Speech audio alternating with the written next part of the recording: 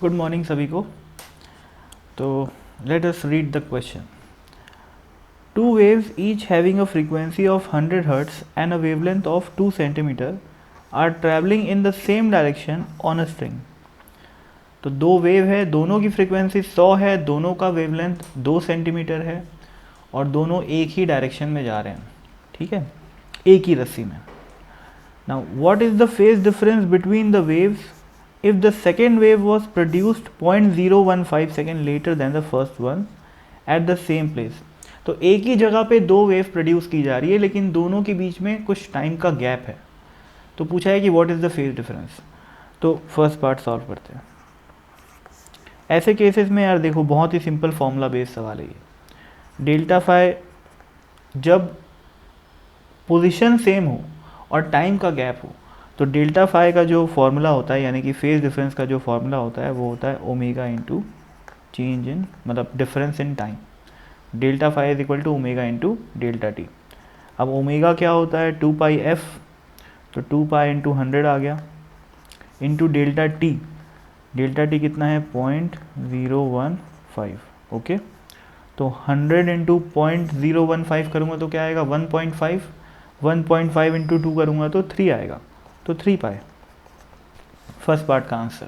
ठीक है, second part, if the two waves are produced at the same instant. अब क्या बोल रहा है कि एक ही इंस्टेंट पे पैदा की जा रही है दोनों wave, but the first one was produced at a distance 4 centimetre behind the second one.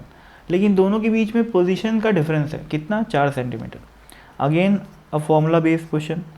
ऐसे केसेस में डेल्टा फाई की वैल्यू क्या होती है, के इंटू डेल्टा एक्स। के क्या होता है, 2 पाई बाय लैम्डा, है ना, प्रोपगेशन कांस्टेंट बोलते हैं उसको, इंटू डेल्टा एक्स। अब ये 2 पाई हो गया, डेल्टा एक्स कितना है, 4 सेंटीमीटर, तो 4 इंटू 10 का पावर -2, मीटर में कन्वर्ट कर लिया उसको।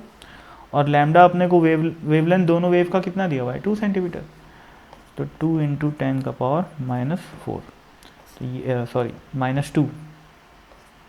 ये तो गया और ये भी गया, क्या बचा, पाई इंटू 4 यानी कि 4 पाई। सेकेंड पार्ट का आंसर। ठीक है, अगला सी, क्या लिखा है सी में, if each of the wave has an amplitude of 2 mm, what would be the amplitudes of the resultant wave in part A and part B. तो भाई दोनों वेव एक ही रस्सी में है तो सुपर इम्पोज तो करेंगे ही, है ना, मतलब इंटरफेरेंस होगा according to the principle of superposition.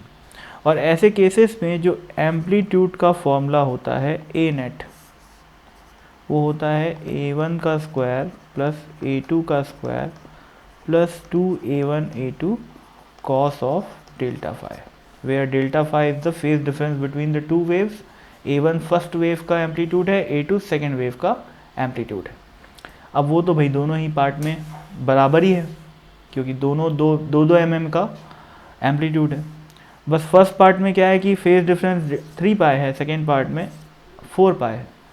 तो पहले का क्या आ जाएगा आंसर, देखो यहाँ 2 का स्क्वायर बनेगा, ये भी 2 का स्क्वायर बनेगा, 2 इंटू 2 इंटू 2, है ना, a1 a2 की वैल्यू 2 mm रख दिए, into cos of delta phi. First part में 3 पाई है तो कॉस 3 पाई क्या हो जाता है, -1। तो देखो भाई ये कितना बना, 4 और ये 4 8 हो गया और ये -8 हो गया, 0 हो गया। तो फर्स्ट पार्ट में एम्पलीट्यूड, नेट एम्पलीट्यूड क्या हो जाएगा, 0 हो जाएगा। ठीक है, अब दूसरे केस में ए नेट क्या हो जाएगा,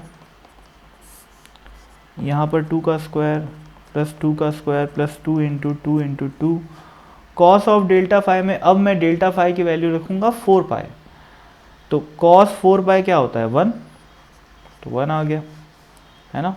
तो ये कितना बन गया भाई, 4 4 8 और ये 8, कितना हो गया, 8 8 16, तो √16 यानी कि 4 mm। तो पार्ट ए में नेट एम्पलीट्यूड 0 आएगा और पार्ट बी में नेट एम्पलीट्यूड 4 mm आएगा। ठीक है, तो थैंक यू सो मच।